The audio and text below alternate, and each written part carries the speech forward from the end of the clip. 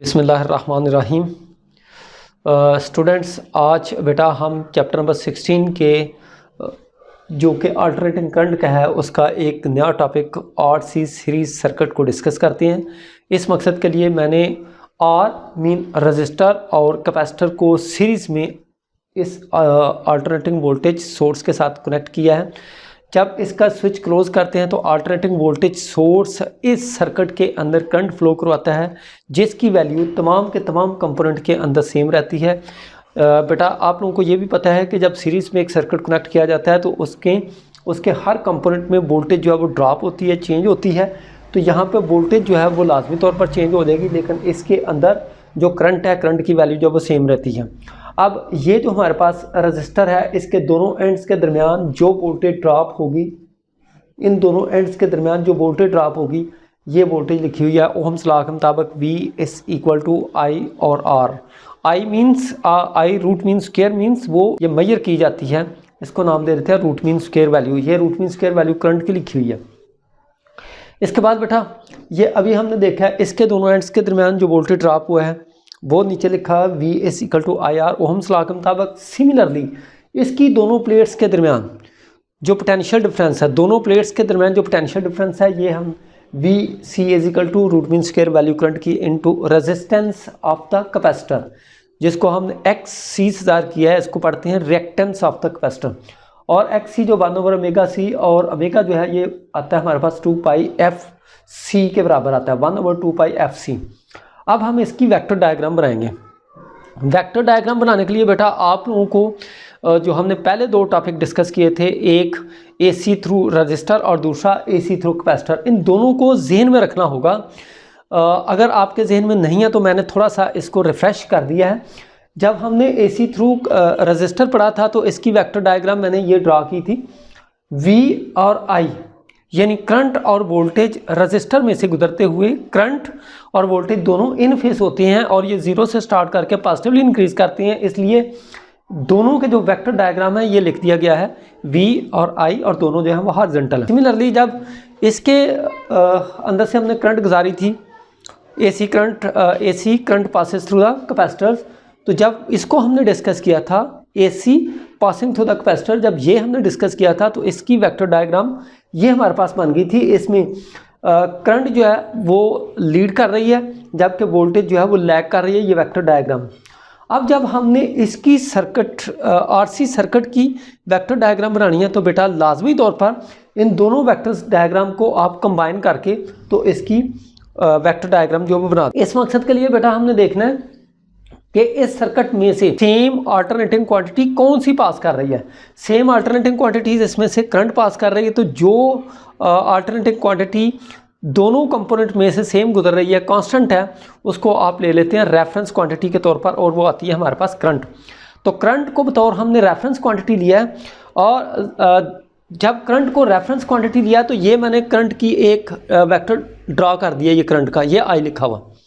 इसके बाद जब ये वाला जो वेक्टर वोल्टेज का वेक्टर करंट के ऊपर ही, चूंकि ये दोनों सेम डायरेक्शन में है, तो ये वोल्टेज का वेक्टर मैंने इस करंट के ऊपर ही पैरेलल ड्रा कर दिया, ठीक है। और ये कौन सा वेक्टर है जो हमारे पास रेजिस्टेंस के दोनों एंड्स के दरमियान या रेजिस्टेंस के क्रॉस जो ड्रॉप हुई है वोल्टेज, वो ये लिख दिया ओहम्स लॉ के मुताबिक। इसके बाद जब ये वाली वेक्टर डायग्राम को वहाँ पर आपने लिखना है तो बेटा हमने करंट का जो वेक्टर है वो पहले हॉरिजॉन्टल लिया हुआ है, लेकिन यहाँ पर जो करंट का वेक्टर है वो वर्टिकली अपवर्ड है।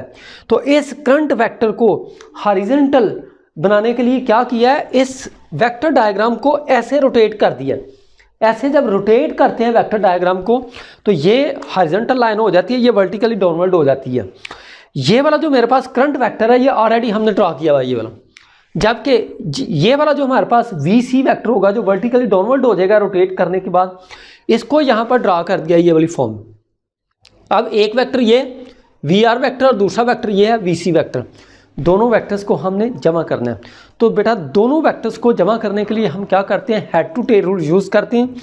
हेड टू टेल रूल ये होता है कि एक वेक्टर का हेड दूसरे की टेल को कंबाइन किया जाता है। तो यहाँ पर हेड टू टेल रूल्स की मदद से ये फर्स्ट वेक्टर और ये सेकंड वेक्टर को इस वेक्टर में अंदर ऐड कर दिया, यहाँ से इस वेक्टर को पिक किया और इसके हेड से हमने स्टार्ट कर दिया।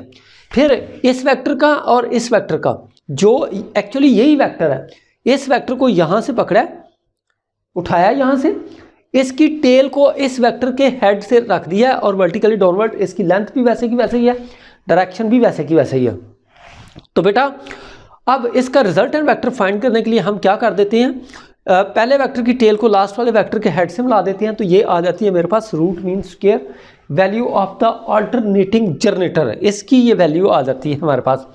इसके बाद हम बेटा इसकी इम्पीडेंस फाइंड करते हैं। इम्पीडेंस फाइंड करने के लिए ये मेरे पास एक ट्राइंगल बन जाती है जिसको राइट ट्राइंगल कहते हैं।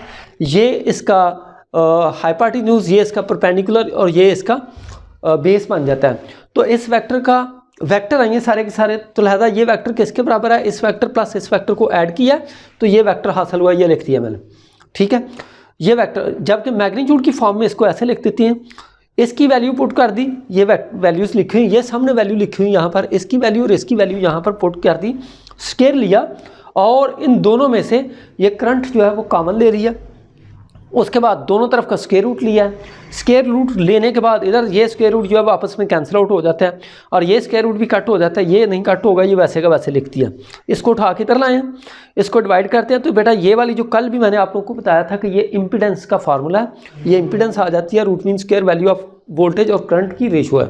यहाँ पर ये वैल्यू पुट की तो ये आगे इसकी इम्पीडेंस, करंट और वोल्टेज आपस में इन फेज नहीं है, तो फेज फाइंड करने के लिए मींस ये जो एंगल रेजिस्टेंस और ये जो रिएक्टेंस के दरमियान बन रहा है एंगल, ये एंगल रेजिस्टेंस और ये जो हमारे पास वोल्टेज है इसके दरमियान जो एंगल बन रहा है इसको फेज का नाम दे देते हैं। फेज फाइंड करने के लिए हमारे पास ये tan theta is equal to perpendicular over base वाला फार्मूला यूज़ करते हैं। परपेंडिकुलर ओवर बेस यहाँ पे वैल्यूज लगाई, करंट दोनों साइड से कट हो जाती है और ये बन जाता है हमारे पास XC ओवर R आ जाता है।